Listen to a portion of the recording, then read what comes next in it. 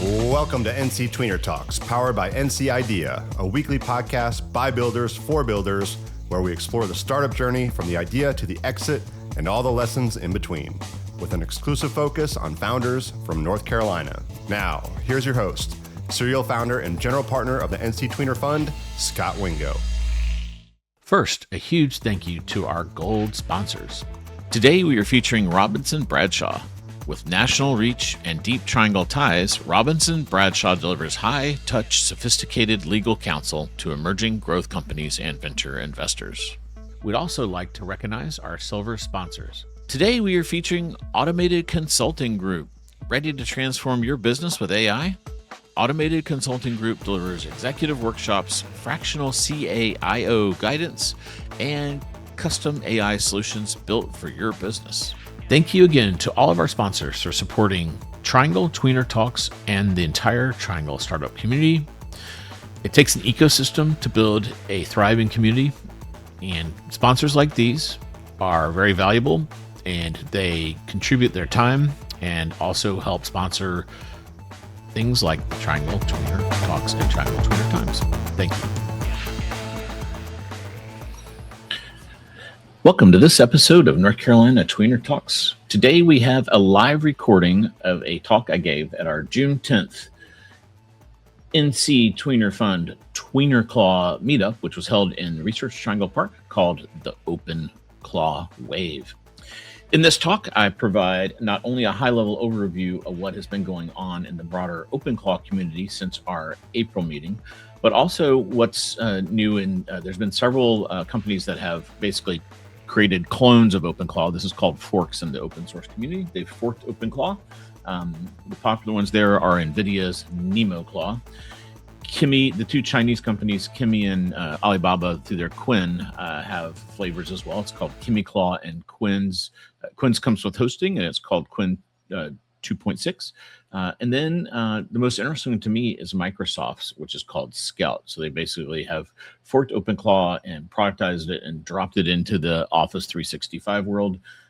And fun fact, Satya Nadella, the CEO there, he mentioned OpenClaw over 28 times during his build, which is their developer conference keynote. On top of that, we go into new competitors to OpenClaw. So there's not only have the coding harnesses gotten to the point where they're basically competing with OpenClaw, so that would include Claude Code and Cowork, but also Codex. So there's a lot of competition there that we already knew about, but that's really rising. But then there's new competitors. So Google has one called Gemini Spark. There's another open source model that's kind of trying to be a next gen version, a lighter weight harness, but a lot more kind of a marketplace for skills and things, called Hermes. That's very popular. Perplexity has a whole system called Computer and My Computer, where they will actually host a Mac Mini for you and run a agent on that dedicated to your systems and things, so they don't really see your files. But they have the Mac Mini, so it's a little strange. I don't know how that works. Mantis, who I use a lot, has a My Computer. And then there's one called Multus, which is another open source kind of next gen. And then the big news is Facebook is working on one called Hatch. We don't know a lot about it. There's rumors it'll be $200 a month. And it's interesting to think what would be in the Facebook ecosystem that would help you.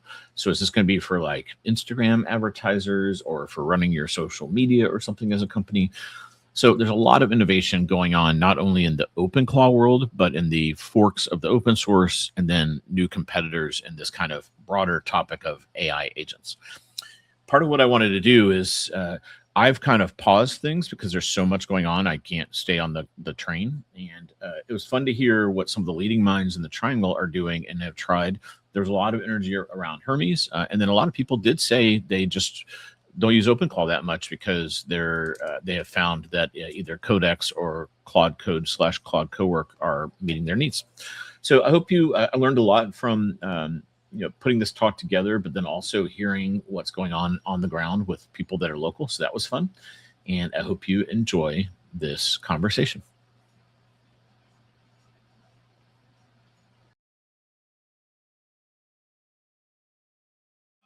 And how many of you were there at the first meeting April 9th? All right, good. Some new folks too, that's awesome. And then the second point of feedback was, I live in Durham or Chapel Hill. I wish you would not do this in Raleigh next time. Can we find something in the center of the triangle? And here we are at Research Triangle Park. So thanks for that feedback. That's super helpful as we figure out what works for everybody, trying to get things more in line with what's easy for everybody. First, I want to thank our sponsors. This is all provided by the North Carolina Tweener Fund, RefiBuy, which is one of my companies, and then Robbie has a company called Automated Consulting Group. So we switched the agenda slightly. So I'm going to go first because my talk more logically fits first, and then Robbie's going to go and Ryan Eid. For our next meeting, if anyone wants to give a talk, these are super easy to do. It's usually 5 or 10 slides. You absolutely are encouraged to use an agent to build your slides. Mine is agent built with a lot of human guidance and then changes it in. And then I'm sure Robbie and Ryan just one-shotted theirs because they're better at this than I am. So what I want to do is, we last worked together as a group April 9th, and I think it's kind of interesting to kind of reflect for a minute on the big picture. Part of this is because while I do have a technology degree, I don't code a lot anymore, so I have not been coding as much and like really messing with the guts of TweenerClaw as much as these guys. But part of it is I like to kind of tie this to what's going on in the business world and think about what does this mean for this community and where is it going and what are the ramifications. So first I thought I would start with an OpenClaw update.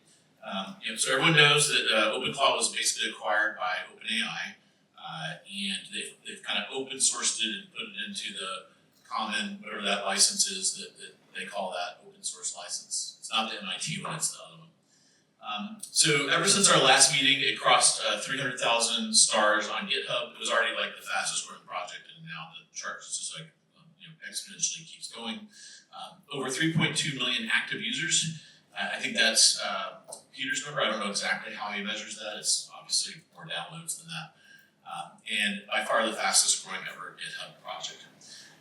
The OpenAI is funding the staffing of a foundation to kind of take care of the project going forward, which is good. So it's getting a real team other than the one guy working on it. They're trying to, I think originally they had too much in kind of like the whole core, and now they're separating the core from OpenClaw and putting anything that's non-core into what I would call the marketplace, which is ClawHub. So that's it. And then they're also announcing a long-term support plan. So what is this? This is going to be supported for the long term. So all the things you're investing on this harness, they will have a longer life. They're trying to tell everyone that we're committed to this. There's been all this, once OpenAI got involved, everyone's like, they're going to ruin it. They're going to pull it into OpenAI and make you charge all these tokens for it, they're going to hobble it, all these things. So I think they're trying to send a message that's not going to happen. We'll see.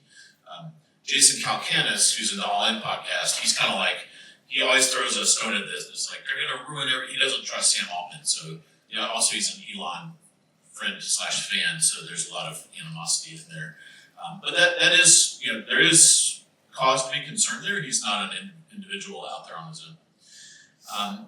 So there was a lot of instability I'll talk about, but it seems to be stable now. And now they're working on monthly release things, so you don't have to feel like you get every update. And a lot of people got really frustrated since our last meeting because they would update and things would break and it got kind of chaotic there. It seems to be stabling down. That's my read of the community. I am too busy to go through every update, so I try not to really update my claw much because once it's working, I don't want to really touch it. Which is a little scary because there's all these security vulnerabilities that have come out as well, so I probably do need to update it. So to that end, April was very rough. They broke a lot of things in the last releases in April. And so some people's channels broke and a lot of things didn't work. The marketplace went totally crazy with bad actors. So they found over 1,400 skills that were malicious on that basically marketplace. So that's not good. Since then, they have vetted the marketplace. They're focusing on the smaller core in a much more vetted marketplace. Some long-term support discipline and getting onto a monthly release plan, which is much better to let it stabilize, that kind of thing. There was also a lot of vulnerabilities. I don't know how many of these were from Mythos finding it, or if that was just people reporting it, but they seem to have plugged a lot of those as well. One of the shocking thing for me, I watch a lot of the big CEO keynotes that happen in our industry. And this is one where Jensen Huang was at, this is actually GTC, and he got on stage and announced that they're embracing OpenClaw, and they call their flavor of it NemoClaw. They had a lot of fun animations. There's Jensen with claws, and then they had like a cute little guy here on stage. He does such a big screen that's so clear that you can't, sometimes, that's obviously not real, but sometimes stuff on there is hard to know if it's real or not. So he does a very good keynote. It's a fun watch. So they've totally been claw built. He called it the next ChatGPT as far as the big thing that changed the industry.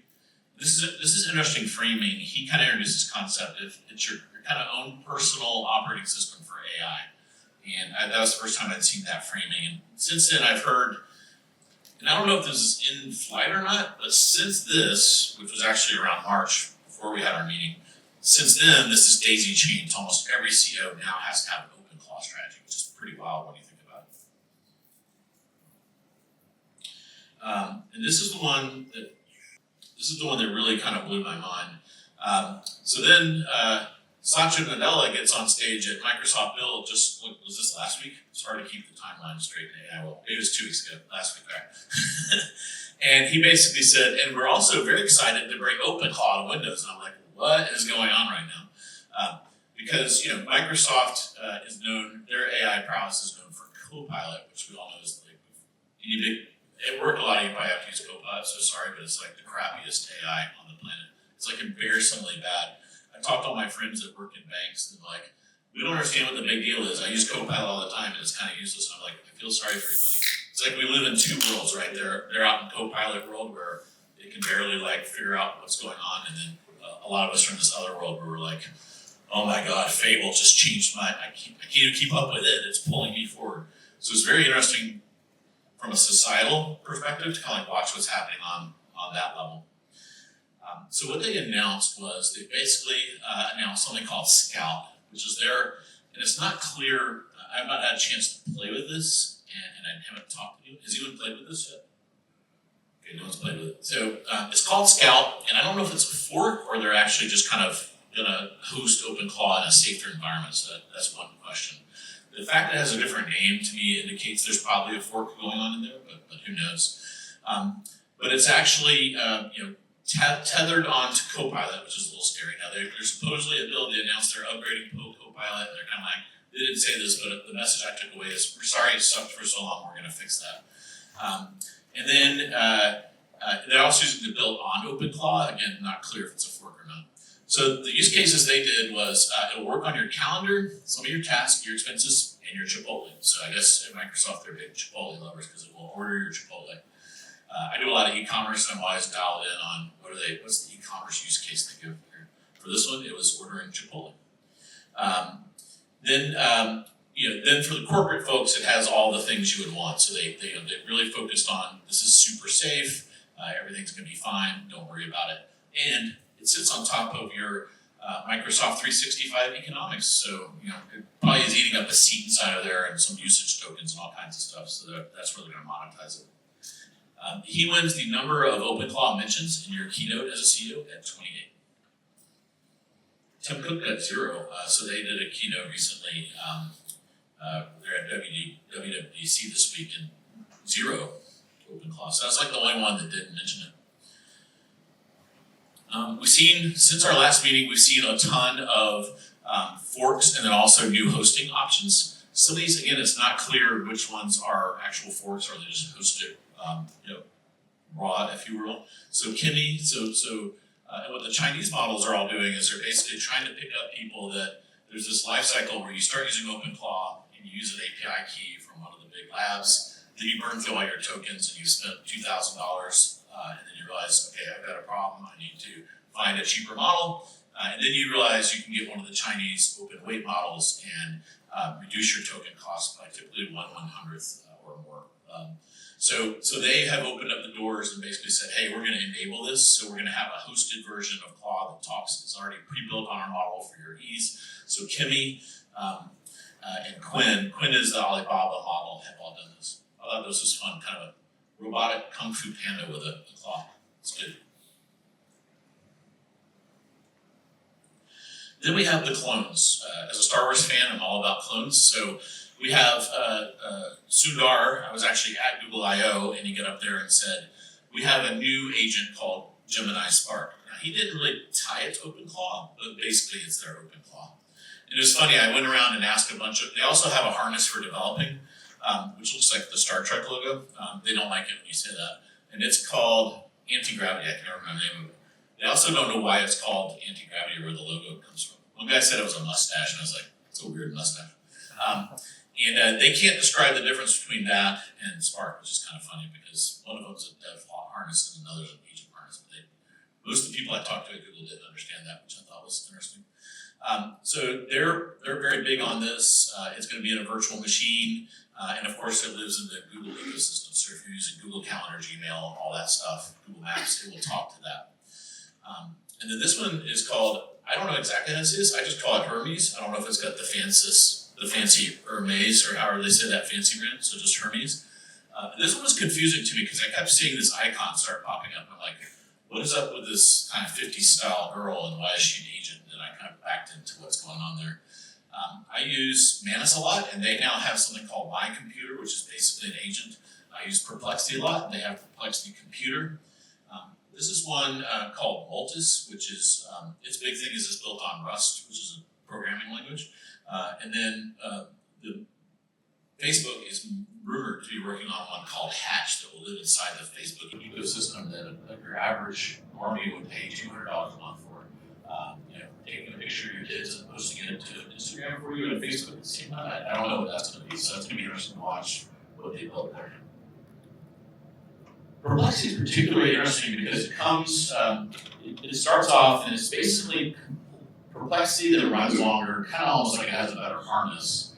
And then they actually have done something called personal computer where, my understanding is they will actually go buy or they have pre-bought a bunch of Mac Minis and you get your own Mac Mini in a rack that your system runs on.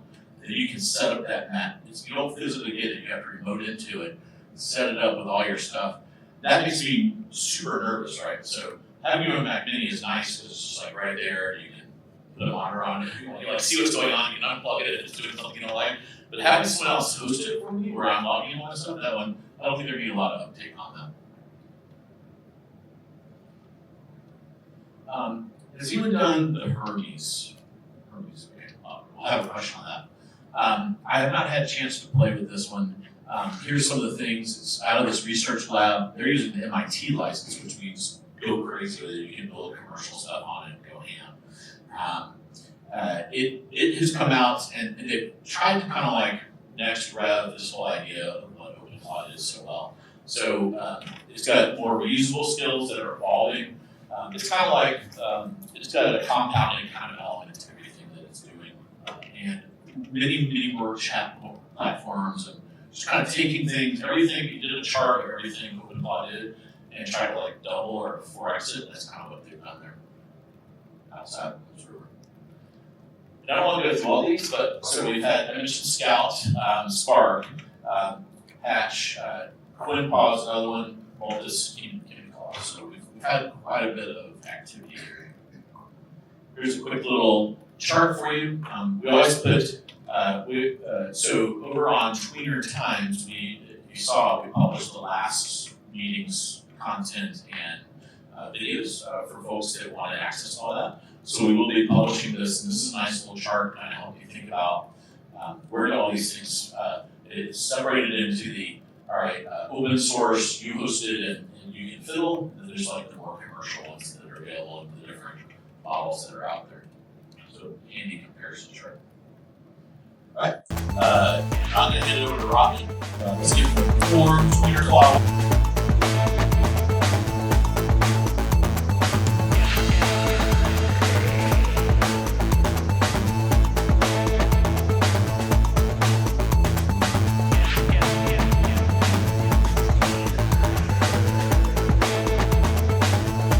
Don't forget to subscribe, leave a review, and share it with someone who loves the startup stories coming out of the Triangle. Thanks for listening. We will see you next time on Triangle Tweener Talks.